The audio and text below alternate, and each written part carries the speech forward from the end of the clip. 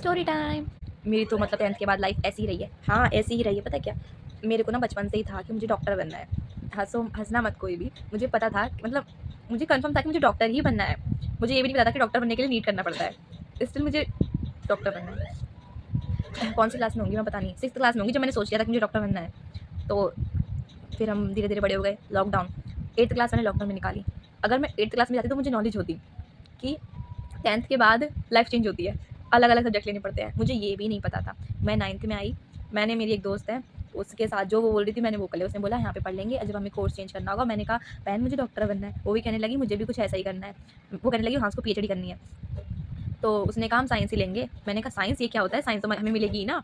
तो वो कहने लगी, उसने मेरे को समझाया। और फिर उसके बाद फिर मेरी कज़न सिस्टर भी आई, उन्होंने बोला कि तुम क्या करोगे भाई, तुमने मतलब अगर तुम्हें आर्ट्स ही लेनी है तो तुम इसी स्कूल में पढ़ो। मैं वो निकल गई थी उस टाइम पे, वो भी उसी स्कूल में चली गई जिसमें मैंने 12th करी है, चली गई थी। तो मुझे कुछ नहीं पता था, फिर बाद में मुझे पता लगा तो मैंने कहा मैं कहाँ फंस गई फिर, बट स्टिल हमने उसमें करा। फिर 9th में ऐसे ऐसे करके हमारी क्लास निकल गई। और 10th में आके लगा, पता लोग बोलते 10th हार्ड है, मुझे कुछ नहीं लगा 10th में, मुझे 9th हार्ड लगी। सच बताती हूँ कसम से, 9th इतनी हार्ड लगी मुझे।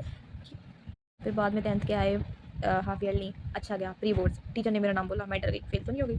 सर ने बोला तुमने अच्छा परफॉर्मेंस कराया 9th के अकॉर्डिंग। मैं आ गए बोर्ड्स, 10th के बोर्ड्स। तो 10th के बोर्ड्स में हमने अच्छे नंबर लाए। 3-4 जो भी हमारी मम्मी कहती मुझे हंसी आ जाती है। तो 10th के बोर्ड्स में हम आ गए थे टॉप 10 में, मतलब मैं 7th रैंक पे थी। ज़्यादा बड़ा नहीं था कुछ, पर मेरी फ़ोटो छप गई थी। हाँ, हमारे स्कूल के बोर्ड पे हमारी फ़ोटो छप गई, तो खुशी हुई थी। मुझे नहीं पता कि रिजल्ट आने के बाद मिठाई बांटनी पड़ती है। मम्मी ने मिठाई मंगवा ली और वो बंटवा दी।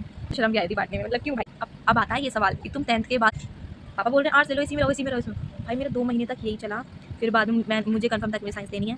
तो पापा ने थक हार के बोल दिया कि साइंस के लिए कि ठीक है साइंस ले लो। फिर साइंस ले ली मैंने। बट स्टोरी टाइम है ये, स्टोरी टेलिंग सब सुनते हैं। कोई नहीं सुनेगा तो मत सुनो। सुनो गाइस, सुनो सुनो, मम्मी ने बोल दिया तो सुननी पड़ेगी।